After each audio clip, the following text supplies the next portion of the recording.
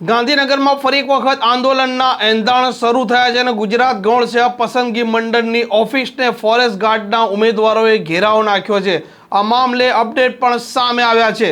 નમસ્કાર, આપ જોઈ રહ્યા છો હોટલાઇન ન્યૂઝ અને હું છું આપની સાથે તોફિક ગાંચી। ગાંધીનગર ઘણા સમયથી આંદોલનનું કેન્દ્ર બનતું દેખાઈ રહ્યું છે। अलग अलग લોકો તેમની માંગણીઓને લઈને ગાંધીનગર પહોંચતા હોય છે અને ત્યાં આંદોલન કરતા હોય છે। આ વખતે આંદોલનનું કેન્દ્ર બન્યું છે ગુજરાત ગૌણ સેવા પસંદગી મંડળની ઓફિસ। આ ફોરેસ્ટ ગાર્ડની પરીક્ષા આપી રહેલા જે ઉમેદવારો છે તેમણે આરોપ મૂક્યો છે કે સીબીઆરટીની જે પરીક્ષા લેવાઈ હતી તે પરીક્ષા યોગ્ય આયોજનના અભાવે તેમજ ખાનગી કંપનીને જે કોન્ટ્રાક્ટ આપવામાં આવ્યો હતો તે કારણસર તેમાં છબરડાઓ ઊભા થયા હતા। આ ઉમેદવારોની માંગણી હતી કે વહેલી તકે તેનું રિઝલ્ટ જાહેર કરવામાં આવે, પરંતુ આ મુદ્દો ઘણા સમયથી ગોંચમાં હતો અને ગુજરાત ગૌણ સેવા પસંદગી મંડળના જે સચિવ છે હસમુખ પટેલ તે આ મામલે સતત ટ્વીટ કરતા રહેતા હતા। આજે જે વિદ્યાર્થી નેતા છે યુવરાજસિંહ જાડેજા તેમની આગેવાનીમાં ગુજરાત ગૌણ સેવા પસંદગી મંડળે ફોરેસ્ટ ગાર્ડની જે પરીક્ષા આપી હતી તે ઉમેદવારો ત્યાં પહોંચ્યા હતા અને વહેલી તકે જે છબરડા થયા છે તેનો ઉકેલ લાવી રિઝલ્ટ જાહેર કરી તેવી માંગણી સાથે ઓફિસના બહાર તે બેસી ગયા હતા।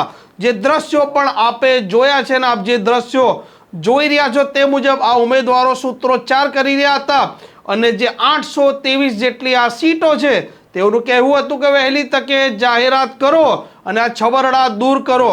સીબીઆરટીની જે પરીક્ષા છે તે પણ ગુજરાત ગૌણ સેવા પસંદગી મંડળે વર્ગ 3માં પહેલીવાર લીધી હતી અને તેમાં પણ વાત સામે આવે છે કે આ સંપૂર્ણ જે કોન્ટ્રાક્ટ છે તે ખાનગી એજન્સીને આપવામાં આવે છે અને તે ખાનગી એજન્સી તેનું પેપર નીકાળતી હોય છે, તેની પરીક્ષા લેતી હોય છે અને રિઝલ્ટ પણ આ ખાનગી એજન્સી બહાર પાડતી હોય છે।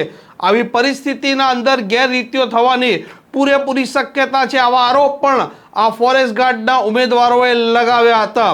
આ મામલે અત્યારે મોટા અપડેટ પણ હોટલાઇન ન્યૂઝ પાસે પહોંચ્યા છે, જેમાં સોમવાર સુધી તેઓને કહેવામાં આવ્યું છે કે સોમવાર સુધી તમારા જે પ્રશ્નો છે તેનું નિરાકરણ આવી જશે અને આજે સાંજ સુધીના અંદર 80 માર્ક્સથી ઉપરના જે ઉમેદવારો છે તેમનું પરિણામ અને તાલુકો અને જિલ્લો પણ જાહેર થઈ જશે।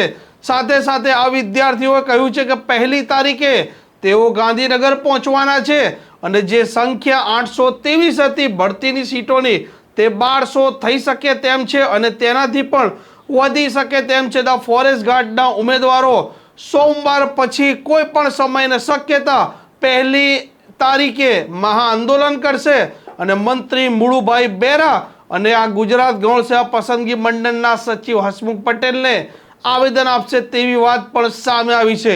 જો તેમના પ્રશ્નોનું નિરાકરણ નહીં આવે તો 1લી તારીખે સંભવત મહા આંદોલનનું તે જાહેરાત કરી શકે છે।